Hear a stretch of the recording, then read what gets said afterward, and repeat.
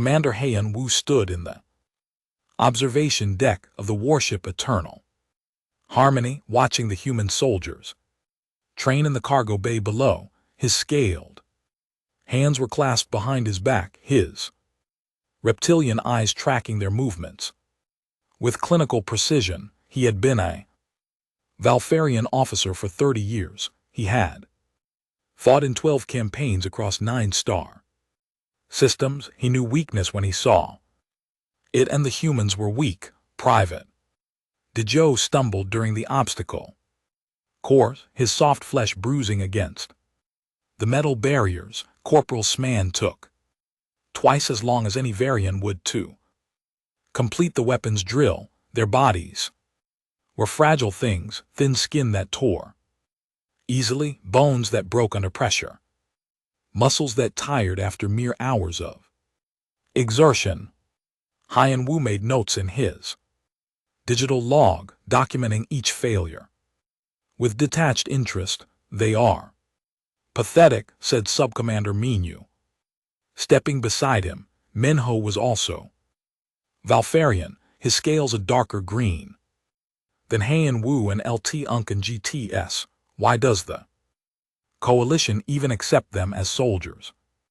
Hang Wu tilted his head, considering the question. "Political reasons. Earth insisted on contributing troops when they joined the coalition. Command could not refuse without causing diplomatic problems." Below, a human named Young Ho was attempting to lift a supply crate. His arm shook with effort. A V-30 soldier could have carried 3 such crates without breaking a sweat. Young Ho managed one barely and had to set it down after 20 m to catch his breath. "They cannot even handle basic physical tasks," Minyu said with disgust. "And they are so emotional. Did you see them? During the last briefing, half of them were arguing with each other over the mission plan." Heian Wu remembered. Lieutenant Jiwen, a human officer, had proposed an alternative strategy during yesterday's briefing. The plan involved using a small team to draw enemy fire while the main force retreated with supplies. It meant the small team would likely die. When Heian Wu had pointed out this obvious flaw, Jiwen had simply nodded and said, "Yes, sir, that's the idea." The idea of deliberately sacrificing soldiers made no tactical sense. Soldiers were resources. You preserved resources. You did not throw them away. Her plan was irrational. Hai Wu had said during the briefing, "It violates basic military doctrine. We do not waste lives." Jiwen had looked at him with those strange human eyes, so much white around the colored parts, so expressive and unsettling, with respect. "Commander, sometimes lives aren't wasted, sometimes they're spent." Other officers had shifted uncomfortably. The V-Thurians had sided with Heian Wu. Of course the logic was sound, but the humans in the room had all nodded in agreement with Jiwen, as if dying on purpose made sense to them. Heian Wu had overruled her suggestion. They had used his plan. Instead, a tactical retreat that preserved 98% of their forces. It was the correct decision, but something about the look on Jiwen's face had bothered him. Not anger, not even disappointment, just a kind of quiet certainty, as if she knew something he did not. Now watching the humans train below, Heian Wu tried to understand what that certainty might be. He could not. "Attention," the intercom crackled to life. "All senior officers report to the command briefing room immediately." Priority Alpha. Heian Wu and Minyu exchanged glances. Priority Alpha meant combat operations. They left the observation deck and made their way through the corridors of the massive warship. Around them, crew members hurried about their duties, V-Thurians, Carthalians, Draxic, and yes, humans.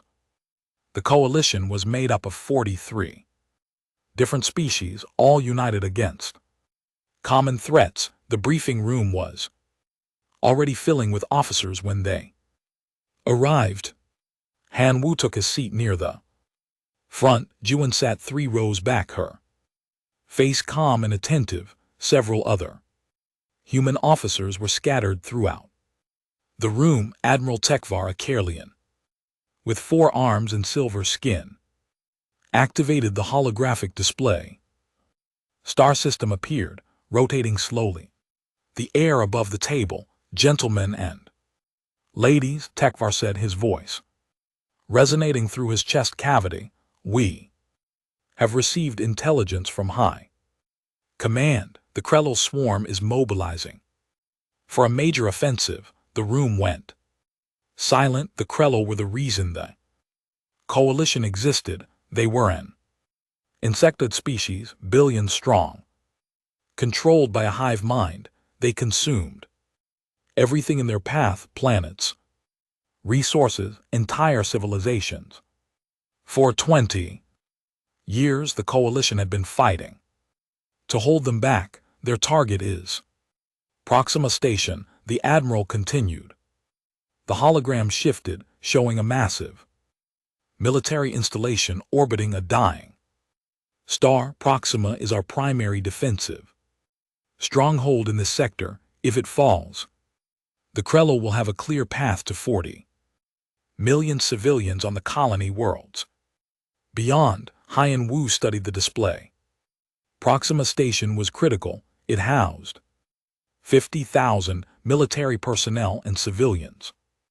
Its defensive platforms controlled a vital choke point in this region of space. What are the numbers? Asked Commander Cirque, a Draxic officer. Estimated Krell forces 3 million bio ships. Our defensive forces approximate 200,000 personnel. Mixed species. Someone gasped. 3 million against 200,000. Those were terrible odds. 15 to 1. We will be deploying all available ships to reinforce Proxima, Admiral Tekvar said. This includes the Eternal Harmony and her crew. We depart in 6 hours. He paused. Due to the scale of this operation, we will be forming mixed species battalions. Each unit will combine personnel from multiple species to maximize our tactical advantages.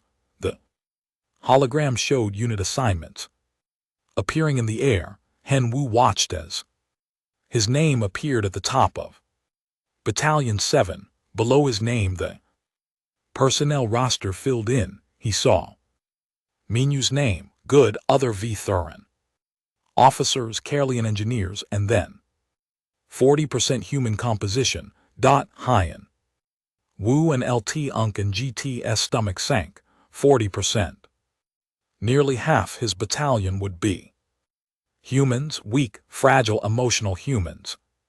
In what would likely be the most brutal battle of the war. After the briefing ended, officers filed out in small groups, discussing the mission in low voices. Han Wu walked alone through the corridors, his mind calculating casualty projections. With 40% human soldiers, his unit's survival rate would be lower than average. It was simple mathematics. The humans would die first. They always did, and their deaths would weaken the entire unit's cohesion. He passed through the residential section of the ship. Through an open doorway, he saw several human soldiers gathered around a communications terminal. They were using the hologram projectors to talk with people back on Earth. Families. Han Wu realized the humans were saying goodbye to their families. He stopped walking, staying out of sight but watching. Through the doorway, Dezhou was talking to a woman holding a baby. I love you, he was saying, his voice breaking. I love you both so much. Take care of her. Tell her about me. The woman was crying, "Come back to us, please come back, I'll try." Dejoe said, but his face said something different. His face said he did not expect to return. Sman was next. She was talking to elderly people, her parents. "Perhaps I need you to be strong," she told them. "Whatever happens, I need you to be strong. I'm doing this for you." For everyone, one by one the humans said their goodbyes. Every single one of them spoke as if they were never coming back, not with hope or confidence, with acceptance, with finality. Young Ho was the last. He was talking to no one, just recording a message to whoever finds this. He said, "My name is Young Ho Park. If you're watching this, it means I didn't make it. That's okay. Someone had to go. Someone had to stand between the monsters and everyone else. I'm glad it was me." Han Wu watched him end the recording and save it to the ship's permanent archive. Then Young Ho stood, straightened his uniform, and walked out with his head held high. The humans dispersed, heading back to their quarters to prepare for deployment.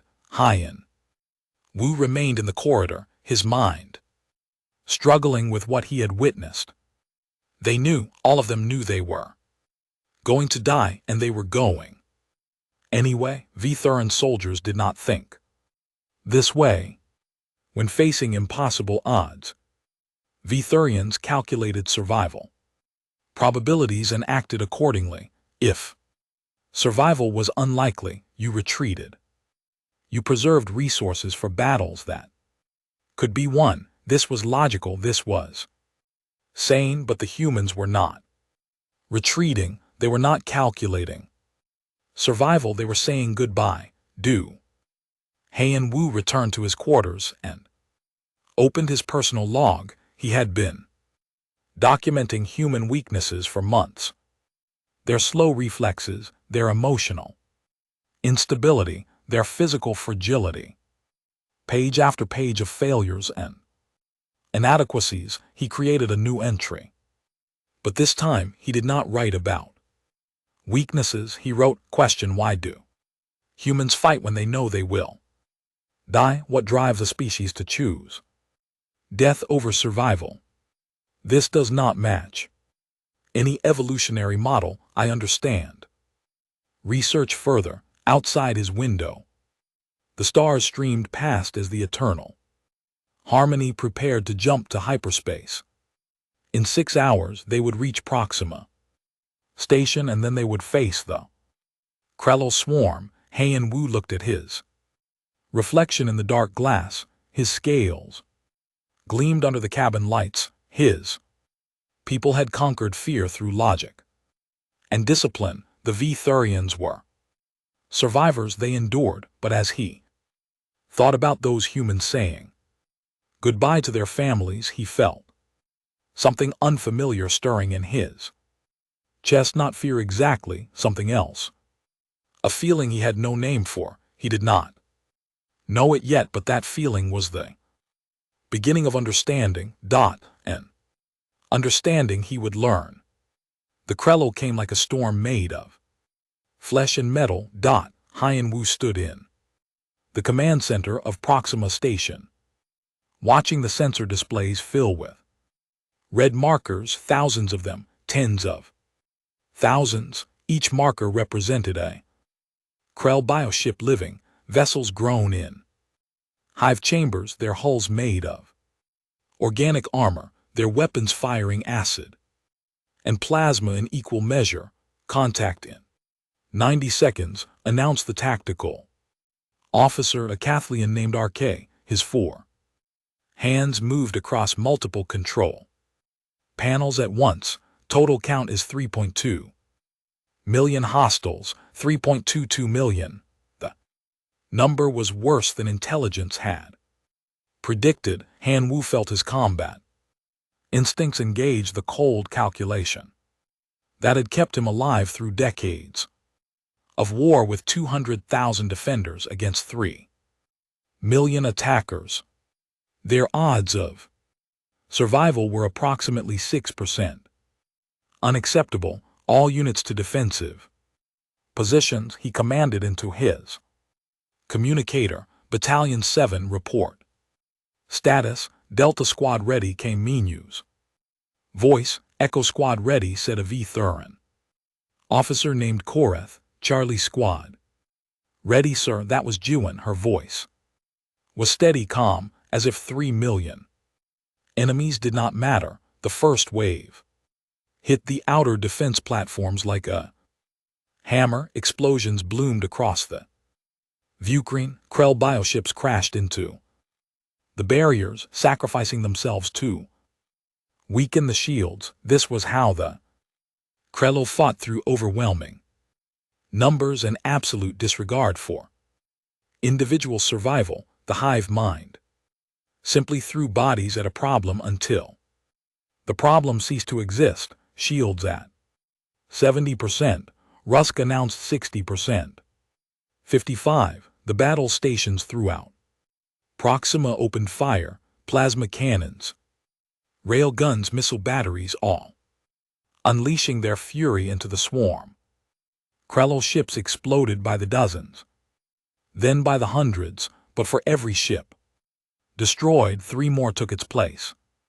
Han Wu watched the tactical display with growing dread. The defenders were killing thousands of Krello, but thousands were not enough, not against millions. Breach in Section 7, someone shouted there through the outer hole. Han Wu's claws tapped commands into his console. Section 7 was a civilian quarter. 300 people lived there, families of military personnel, support staff, children, all units. Converge on Section 7, he ordered. Contain the breach. Negative, Commander. That was Rusk. If we pull forces to Section 7, the Krell will breach. Sections 3 and 12, we don't have enough troops. It was a tactical decision. A simple one. You could not save everyone. You saved what you could and accepted the losses. This was warfare. This was reality. Han Wu opened his mouth to give the order to seal Section 7 to sacrifice 300 civilians so that 3,000 others might live. Commander, this is Private DeJoe. The human's voice came over the breathing hard. I'm in Section 7. I can see the breach. It's a hunter beast, sir. A big one. Hunter beasts were the Krell's ground assault creatures, 4 meters tall, armored biological plates, armed with blade limbs that could cut through steel. Single hunter beast could kill 30 soldiers before being brought down. Private, evacuate immediately. Han Wu ordered. That is a direct command. Fall back to Section 6 and seal the blast doors. There was a pause. Han Wu heard sounds over the comm, screaming civilians, the wet chittering of the Krello creature, the hum of machinery. Negative, sir. DeJoe said there are kids here, families. If I seal the blast doors now, they'll all die. If you do not seal the doors, the creature will spread to other sections. More will die. Then I'll stop it here. Private, you cannot stop a hunter beast alone. You are not equipped. The crackled hen. Wu heard DeJoe breathing heavily, heard the sound of something powering up. I've got a plasma cutter and a cargo loader. Exosuit, sir. I've seen the training manuals. I know where to hit these things. Han Wu felt something cold settle in his stomach. Private DeJoe, I'm ordering you to retreat. Do you understand? This is a direct order. I understand, sir. DeJoe's voice was quiet. Now come. I'm sorry, but I can't follow that order. These people need more time to evacuate. I'm going to buy them that time. You will die. Yes, sir, I know. And then filled with the sounds of combat. Han Wu heard the plasma cutter screaming, heard the metallic thuds of the exo-suits, hydraulic arms. Heard Dio shouting, not in fear but in defiance, the hunter beast shrieked. Metal tore, something heavy hit the floor. The cum went silent. Section 7 breach contained, reported. Risk. After a moment the hunter beast is dead. Civilian evacuation is complete. 200 people extracted. And Private Dijo deceased, sir. His bio signs flatlined 40 seconds ago. Hae-Young Woo stared at the tactical display. 1 human soldier dead, 200 civilians saved. By V-Thuran standards, it was an acceptable trade. Resources were preserved. The tactical situation had improved. So why did Hae-Young Woo feel sick? All units continued defensive operations, he said, pushing the feeling aside. There was no time for emotion. The battle was far from over. The sea ground on. Hours blurred together into one continuous nightmare of explosions, alarms, and desperate fighting. The Krello kept coming in endless waves, pouring through any weakness they found. The defenders killed thousands, then tens of thousands. It was not enough. It would never be enough. Hae-Young Woo rotated between command positions, coordinating defensive efforts across the station. He watched his forces fight with professional efficiency. V-Thurians held their positions with tactical precision. The Carthalians used their multiple arms to operate weapon systems at inhuman speeds. The Draxic used their natural armor to hold choke points, and the humans were dying, but they were not breaking. 68 hours into the siege, Han Wu found himself in the forward command bunker with several other officers. They had not slept. Food was eaten in brief moments between crisis responses. The station's shields were down to 20%. 6 outer sections had been completely lost. To the Krell, casualties were climbing.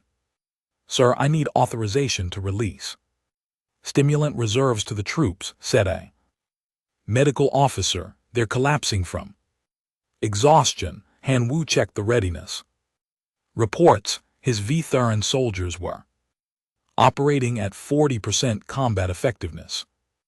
They needed rest. They needed time to recover, time they did not have. Authorized, he said, distribute to all V-Thuran and Carthalian units. What about the humans, sir? Hae-Young Woo blinked. The humans are already using stimulants. The medical officer shook his head. No, sir, they've been running on nothing but adrenaline and spite for 3 days straight. Corporal Sman has been on the front line for 68 consecutive hours.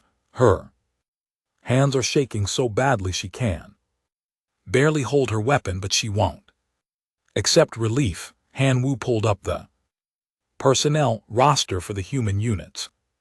The combat logs showed impossible numbers. Humans who should have collapsed were still fighting. Their bodies were failing. He could see it in the medical readouts, but they refused to stop. Why? Hae-Young Woo asked. Why won't they accept relief? We have fresh troops. I asked Corporal Sman that, sir.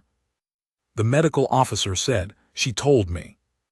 Everyone else is tired too. At least I know this position. If I leave, someone else has to learn it. That takes time. We don't have time. Hae-Young Woo accessed the external cameras for Summon's position. He watched her through the grainy feed. She was defending a Carter junction, firing a plasma rifle at Krell drones, trying to push through. Her hands did shake. Her movements were slow, but she held the position. And between shots, she was singing, actually singing some human song. Her voice ragged but defiant. A Krell drone got close. Summon's rifle jammed without Hesitation, she pulled out a combat knife and jumped at the drone, stabbing it in the sensory cluster until it stopped moving. Then she pulled the knife out, kicked the corpse aside, and went back to clearing her weapon. She was laughing. Han Wu could hear it over. The human was laughing. "They're insane," Minyu said, appearing beside Han Wu. His scales were scorched from combat. "The humans are all insane. This is not normal behavior." Han Wu could not disagree. It was not normal. No species should be able to function like this. No species should be able to laugh while dying. Day 4 of the siege. The defensive perimeter had shrunk by 40%. Ammunition reserves were critical. Food supplies were running low. The Krell controlled half the station now, and they were still coming. "Commander, we have a situation in the engineering section." It was Young Ho's voice on the com. Engineer sounded tense. "Report," Haenglu said. "The main shield generator is failing, sir. I've identified the problem. There's a fracture in the primary power coupling. It needs to be manually repaired." "What is required?" "Someone has to enter the reactor chamber and weld the coupling back together. The problem is the chamber is flooded with radiation, lethal levels. Even in a hazard suit, exposure time would be maybe 2 minutes before permanent damage. The repair would take at least 10 minutes. Han Wu closed his eyes. Another impossible choice. Without shields, the station would fall within hours, but sending someone into that chamber was murder. No one could survive it. "I'll need volunteers," Young Ho said. "Someone has to do it." Negative, Han Wu said firmly. "I will not order anyone to certain death. We will find another solution. There is no other solution, Commander, and you don't need to order anyone. I'm volunteering." The message arrived on day 7 of the siege. It came through an encrypted military channel marked with the highest security clearance. Han Wu read it alone in his quarters, the words glowing on his personal console. From Coalition High Command to all commanding officers, Proxima Station subject. Strategic assessment. After careful analysis, High Command has determined that Proxima Station cannot be held against current Krell force levels. Enemy numbers exceed projections by 47%. Defensive capabilities have been reduced beyond sustainable thresholds. All personnel are hereby ordered to evacuate within 24 hours. Transport ships are en route. Station will be abandoned and destroyed to prevent Krell acquisition of Coalition technology. This decision is final. Han Wu read the message 3 times. Each time the meaning was the same. They were giving up. High Command had decided that Proxima Station was lost. Everyone was to evacuate and the station would be destroyed behind them. It was the logical decision, the correct decision. They had fought well, but the numbers were impossible. Better to save the troops and fight another day than to waste lives defending a position that could not be held. But something in Han Wu and LT Unk and GT's chest twisted at the thought. He thought of dying to save civilians. He thought of Young Ho walking into that reactor chamber. He thought of all the humans who had given their lives over the past 7 days, buying time with blood.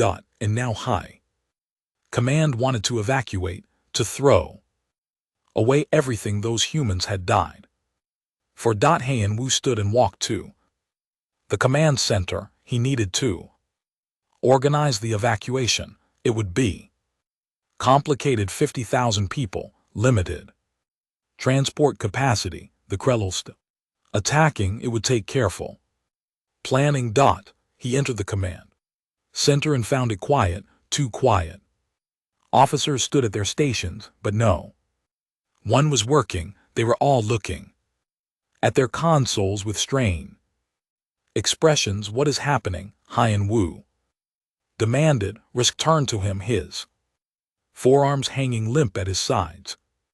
Commander, we have a problem. The human personnel, they're not responding to evacuation orders. Explain. I sent the evacuation notice to all units 30 minutes ago. The V-Thurians, Carthelians, and Draxic have all confirmed receipt and are preparing to board transports, but the humans, Rusk gestured at his console, they're not acknowledging the orders, and when I tried to contact them directly, they said their systems were malfunctioning. All of them, sir. Every human unit on the station is suddenly experiencing communication difficulties.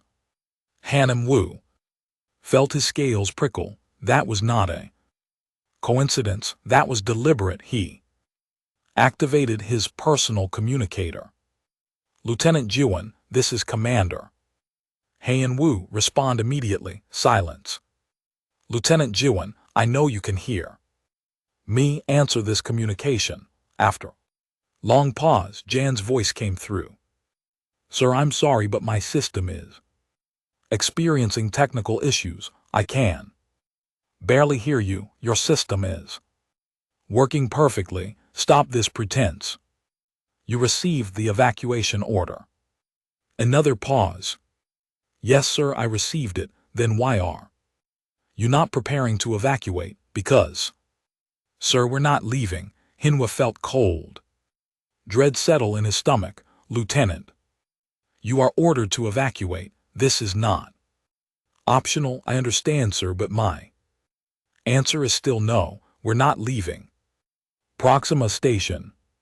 You will be court-martialed for disobeying orders. That's fine, sir. You can court-martial me after the battle if we're still alive. Hien Wu's claws tightened on the console edge. Lieutenant, you need to explain this to me. Why are you refusing to evacuate? Do you not understand the situation? The station cannot be held. High Command has made this determination. If you stay, you will die. I understand perfectly, sir. Yuan's voice was calm, maddeningly calm. But if we evacuate, the Krell will use this station as a staging ground. They'll push through to the colony worlds. 40 million civilians will be exposed. We can't allow that. High Command has accepted that risk. They will establish a new defensive line farther back. Defensive line that will be weaker.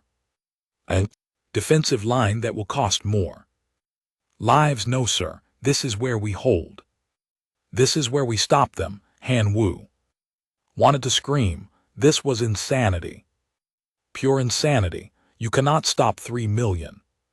Krell, you are 1 battalion of humans. You are not invincible. No, sir, we're not invincible, but we're stubborn, and sometimes stubborn is enough. The communication cut off. Hien Wu stood frozen for a moment, then activated the station-wide intercom. All human personnel, this is Commander Hien Wu. You are ordered to report to the evacuation points immediately. Anyone who refuses will be arrested and forcibly removed. This is your final warning. He waited. The seconds ticked. By no one came. Minyu approached. His expression troubled. Commander, what do? We cannot physically force 800 humans onto the transports. They outnumber our security forces. Hai Wu closed his eyes. 800 humans, that was how many were left from the original human contingent. Half had died in the fighting, and now the survivors were refusing to leave. I need to speak with them, Hien Wu said directly. He found them in what had once been a cargo bay. Someone had converted it into a command post for the human forces, maps covered.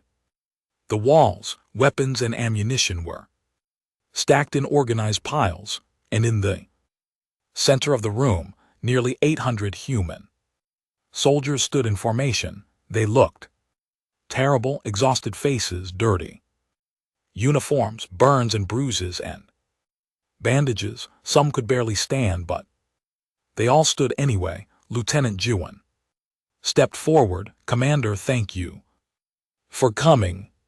I came to understand, Hien Wu said. I came to learn why you are all choosing to die. We're not choosing to die, sir. We're choosing to fight. It is the same thing. No, sir, it's not. Van gestured around the room. Every person here has had the chance to leave.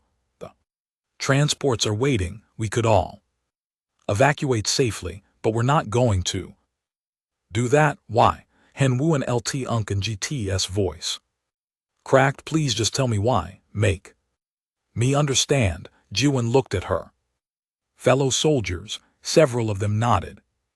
She turned back to Hien Wu. Because someone has to stand between the monsters and everyone we love, she said simply, and if not us, then who? Someone else, someone who has families waiting for them, someone younger, someone with more to lose. You all have things to lose, Hino said desperately.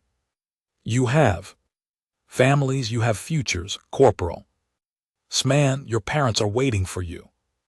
Private Bora, you have siblings. Sergeant Tayan, you have a daughter. I know, Tayan said quietly. He was a big man scarred from years of combat. I have a daughter. She's 3 years old. I've seen her exactly twice in her whole life. Because I've been deployed. Do you know what I'm fighting for, Commander? I'm fighting so that she never has to. I'm fighting so that when she grows up, the monsters will be gone, or at least farther away, but you will not be there to see her grow up. Maybe not, but she grow up safe. That's what matters. Hien Wu looked around the room. All these humans, all these faces, each one had a name, a story, a life they were throwing away. This is not logical, he said. This violates every principle of self-preservation.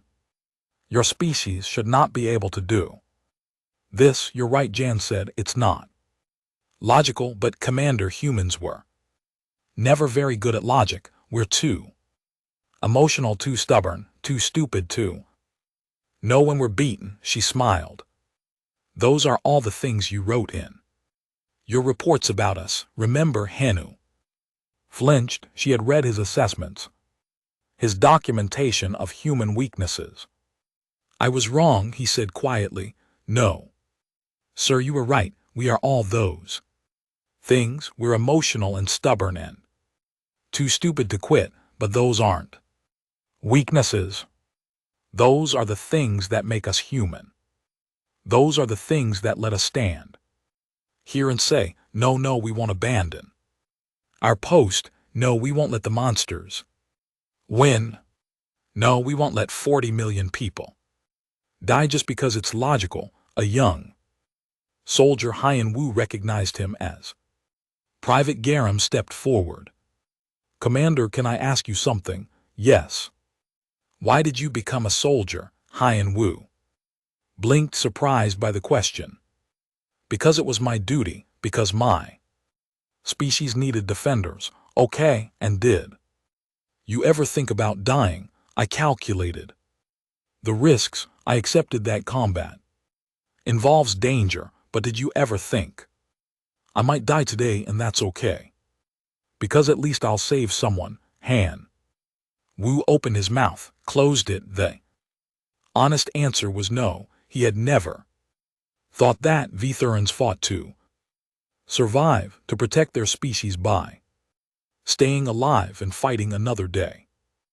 Every human here has thought that. Garam said every single one of us woke up this morning knowing we might die, and we're okay with it because if we die, stopping the Krell here, then the Krell don't make it to the colonies, they don't kill 40 million civilians, our deaths matter, they mean something, your lives also mean something, Hayan Wu said.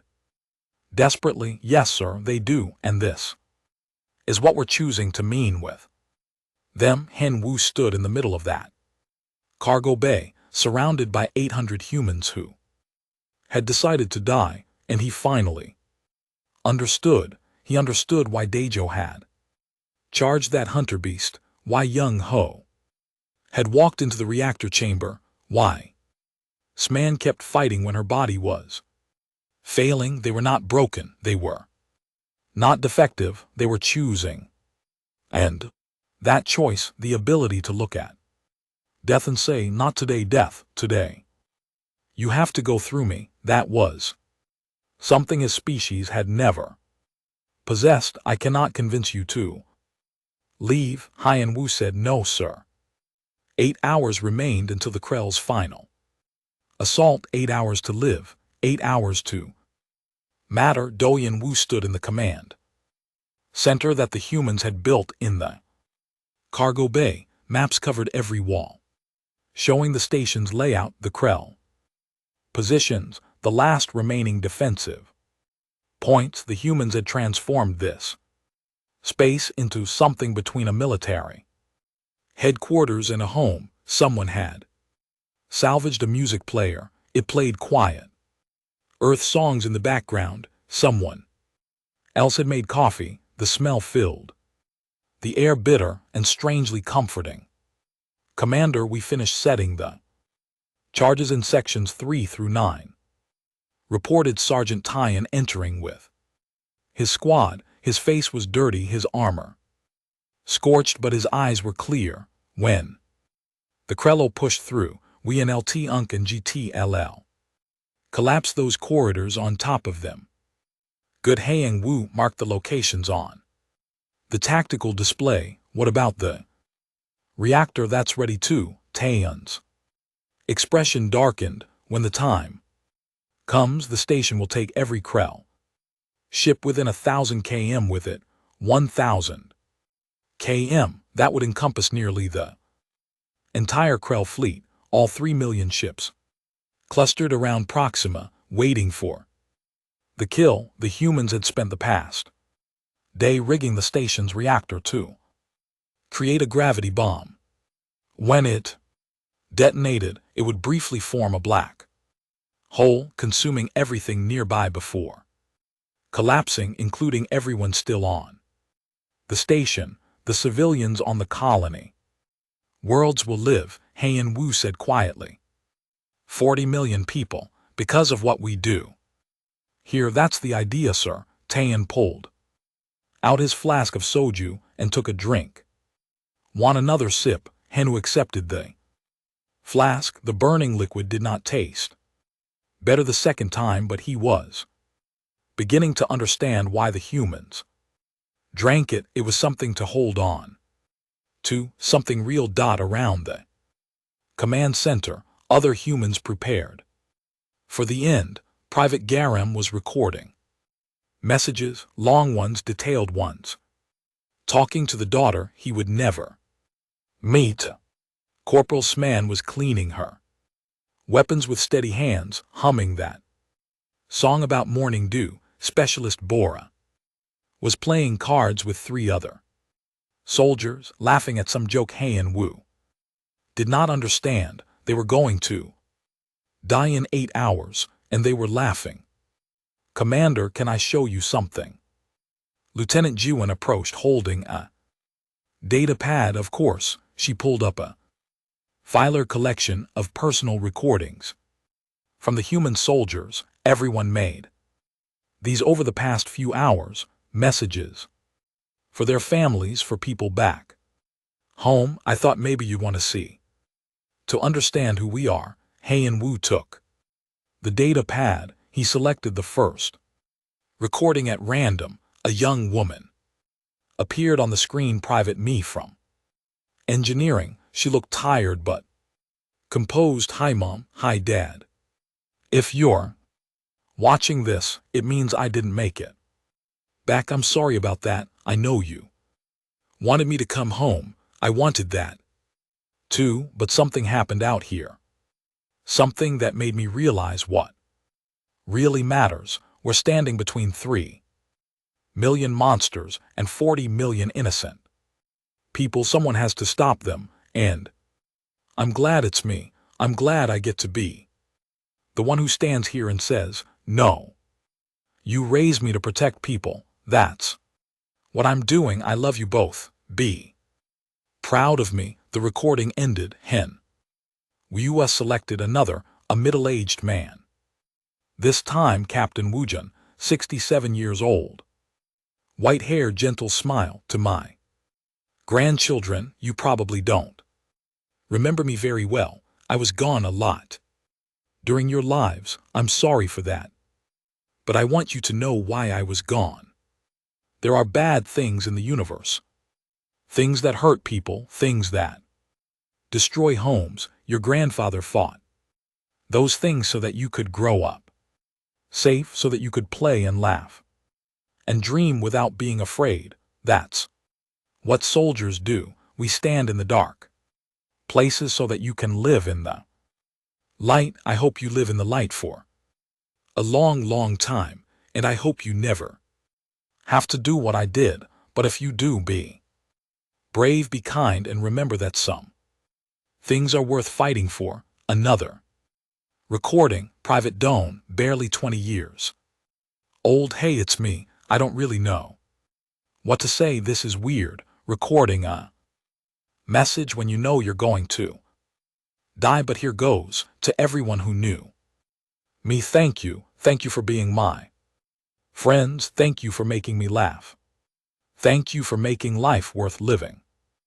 I'm scared. I'm not going to lie about that. I'm really scared, but I'm doing this anyway because ... because someone has to, and if I don't, then who? So here I am standing at the last line and I'm not moving. Tell my story.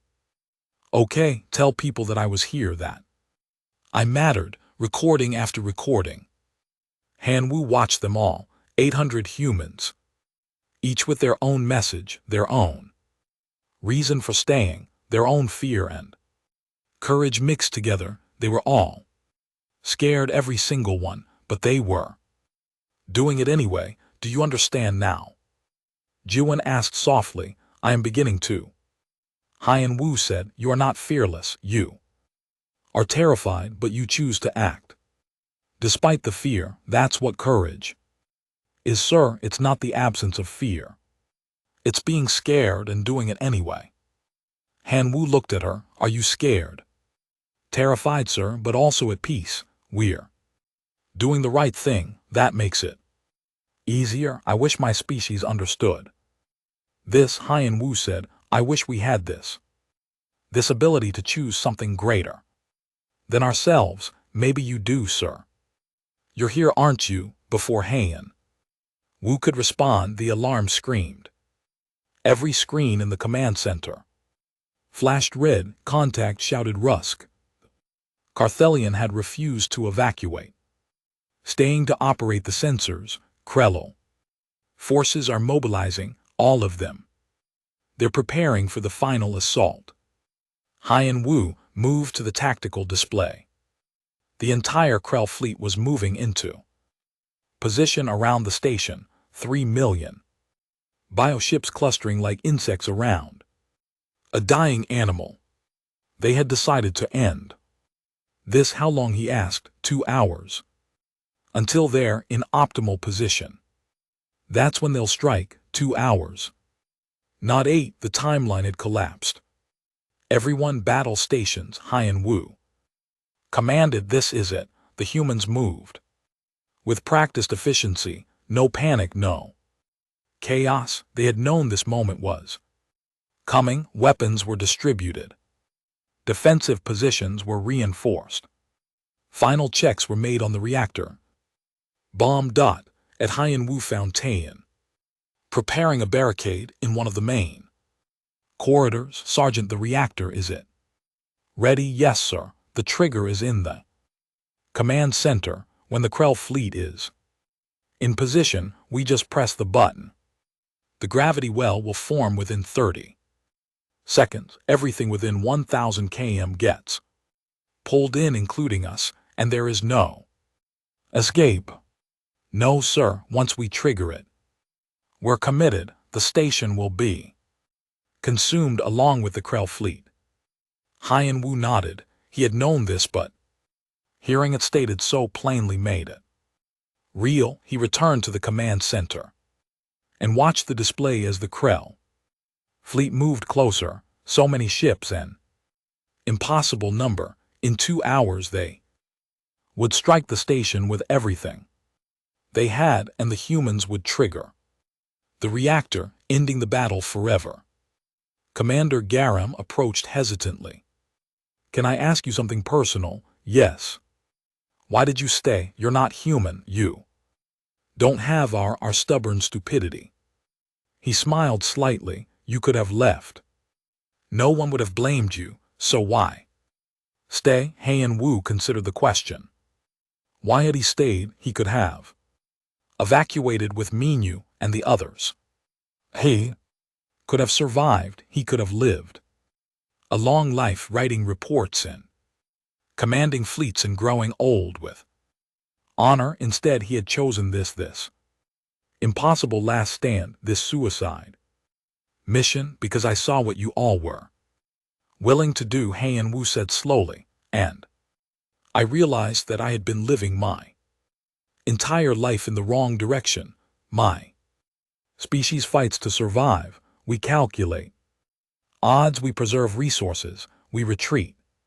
When logic demands it, we are very good at surviving, but Garam prompted, but surviving is not the same as living, and living means standing for something, fighting for something, being willing to die for something. Hanu looked around at the humans preparing for battle. You taught me that, all of you. You showed me that there are things more important than survival, and I needed to be part of that just once. Garam smiled. Welcome to humanity, sir. Even if you're not human, you've got the spirit. The first hour passed in tense preparation. The Krell ships continued their slow advance, moving into a massive sphere around the station. Perfect position for the gravity bomb to catch them all. The second hour began with explosions. The Krell had started their bombardment early, hammering the station's last remaining shields. The lights flickered, the floor shook. In the corridors, the humans held their positions, waiting for the breach. Shields at 10%, Rusk announced. 8%. 5%. Krell fleet is in optimal position. Added another officer. All 3 million ships within the target radius. Han Wu looked at the trigger mechanism for the reactor bomb. A simple control, really. Just one button. Press it and 3 million Krell ships would be destroyed. The war would effectively end. 40 million civilians would be saved. Cost 847 human lives, and one Vthurian who had finally learned what it meant to be brave. Shields are down, Risk shouted. They're breaching the hull. Multiple entry points. Snorts in the corridors. Weapons fire erupted. The Krell had arrived. Hunter beasts and drones and warriors poured through the breaches, crashing against the human defensive lines. Hold them. Yuan's voice came over don't let them reach the reactor. Hien Wu watched the tactical display fill with red markers. The Krell were inside the station. 6 months had passed since the Battle of Proxima Station. 6 months since 3 million Krell ships had been consumed by a gravity well. 6 months since 829 human soldiers had given their lives to save 40 million civilians. 6 months since Hien Wo had learned what terror really meant, now he stood in the Grand Hall of Coalition Prime, the capital world of the Galactic Coalition, surrounded by dignitaries from 43 species. The hall was massive crystal, columns rising to a ceiling so high it disappeared in artificial clouds. Thousands of beings filled the space, all gathered for the dedication ceremony. Outside, visible through the transparent walls, stood the memorial of Proxima, structure of black stone and white light. It rose 300 m into the sky.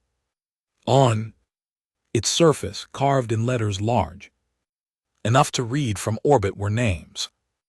847 names, every human who had stood at the last line, every human who had refused to retreat, and one name that did not belong but was there anyway, because the humans had insisted. Private Dajo, the first to fall, the one who had charged a hunter beast to save civilians. Han Wu wore his dress uniform, the one reserved for formal occasions. On his chest, new medals gleamed: the Coalition Star of Valor, the Defender's Cross, the Sacred Duty Award.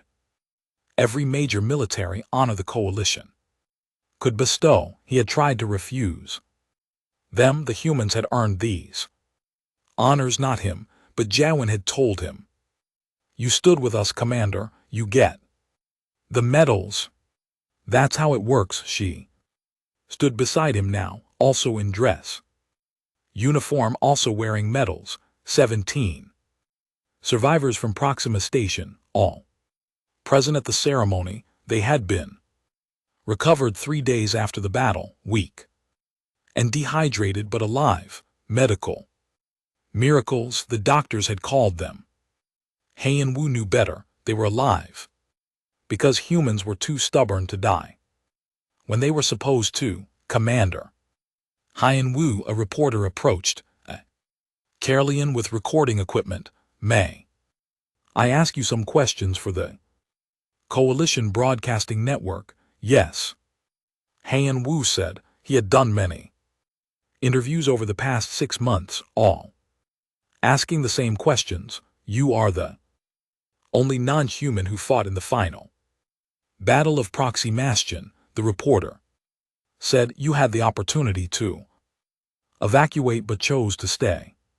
What made you stay?" Hien Wu gave the answer he always gave. "I wanted to understand." "And do you understand humanity?" He considered the question carefully. "No, but I have learned that understanding is not the point. Humanity is not meant to be understood. They are meant to be witnessed." "Can you elaborate?" "Humans do not follow the same evolutionary rules as other species. We evolved to survive at any cost. They evolved to persist, no matter the cost. We fight to preserve ourselves. They fight to preserve each other. That difference makes them the most dangerous and most valuable allies in the galaxy." The reporter leaned forward. "Some military analysts say the Battle of Proxima Station changed the course of the war. Do you agree?" "Yes.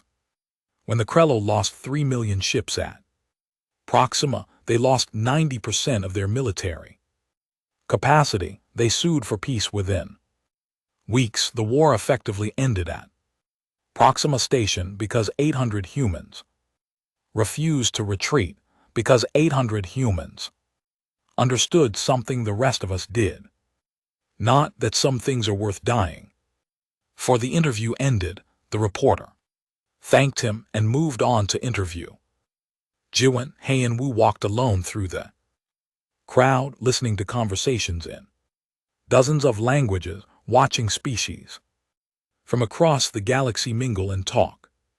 Everyone was here for the memorial dedication, but Hien Wu noticed something. Most species spoke about the battle with respect and admiration, but only the humans wept. Only the humans stood before the memorial with tears streaming down their faces, touching the carved names with reverent fingers, because only the humans truly understood what had been sacrificed. Commander Han Wu, a familiar voice, Han Wu, turned to find Minyu approaching, also in dress uniform. They had not spoken since the evacuation 6 months ago. Subcommander Minyu, Han Wu said, "Formally, I have been assigned to your command." Minyu said, "You are now Grand Admiral of the Coalition Fleet. I will serve as your executive officer if you will have me Grand Admiral." The promotion had been announced last month. Han Wu had tried to refuse it, but the Coalition Council had insisted. The hero of Proxima Station, they called him, the Vthurian who learned to fight like a human. "You question my decision too?" "Stay," Han Wu said. "You thought I was defective." "Yes," Minyu admitted, "I did. I thought the humans had infected you with their irrationality." He paused. "I was wrong. I have spent 6 months studying the Battle of Proxima Station, reading the reports, watching the recordings, and I have begun to understand what you learned." "What have you learned?" "That fear is not the absence of courage. Courage is acting despite fear. The humans were terrified at Proxima Station, but they fought anyway. That is not weakness. That is strength we do not possess." Han Wu studied his old colleague. "And you can serve under a commander who thinks this way." "I must learn to think this way," Minyu said. "All of us must, because the galaxy has changed. The other species see it now.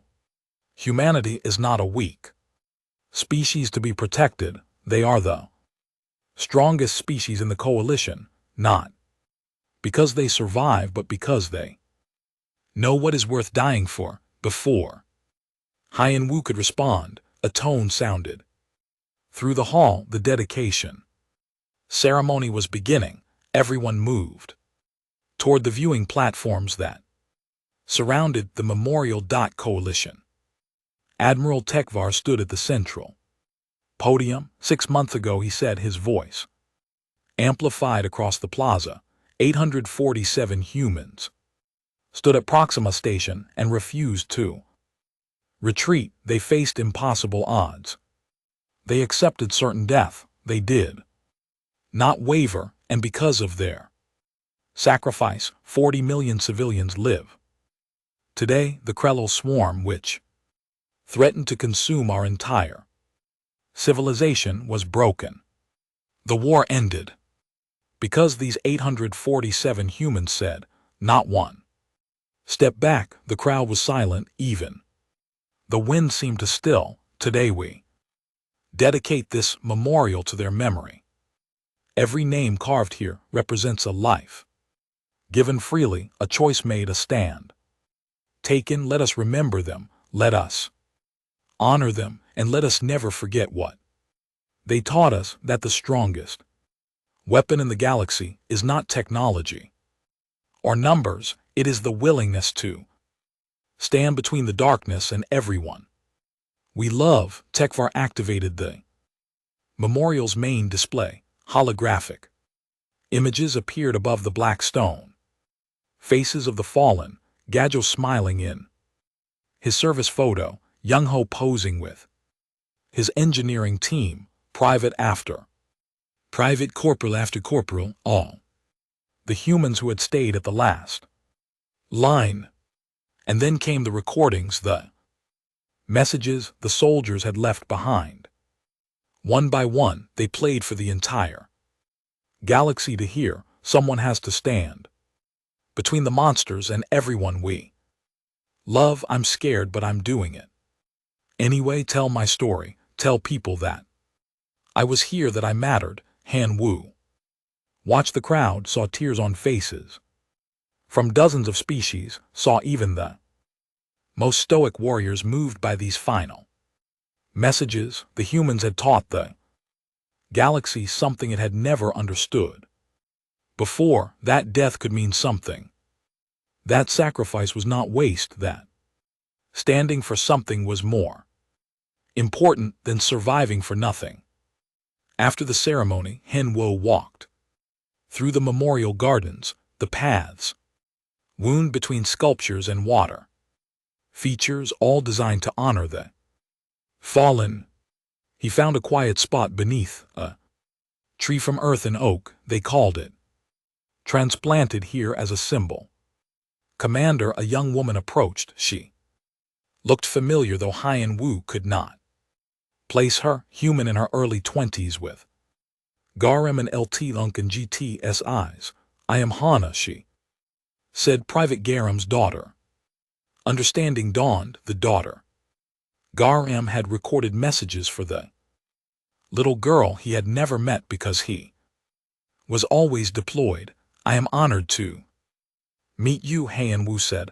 I wanted to thank you, Hana said, for staying with my father, for being with him at the end. My mother said you were there in the shelter when she stopped composing herself when he died. Hanu's memory flashed back to that terrible moment in the shelter pod after the rescue ships had arrived.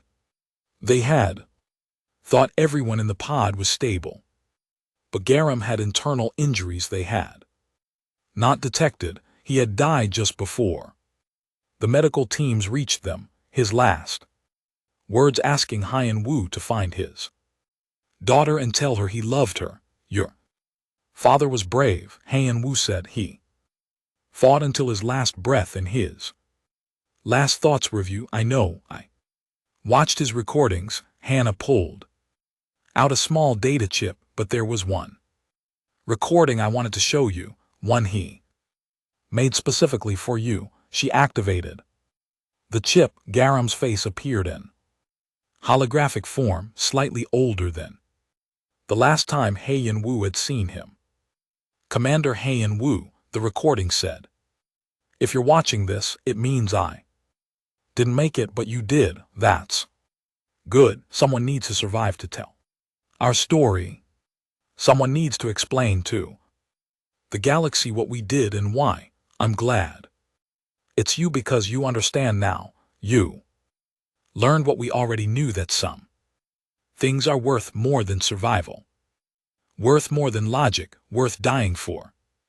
Take care of my daughter if you can. Tell her that her father died doing what humans do best, standing between the monsters and everyone we love. And Commander, thank you for staying with us. Thank you for witnessing. You gave us something important in those final hours. You gave us someone who understood. The recording ended.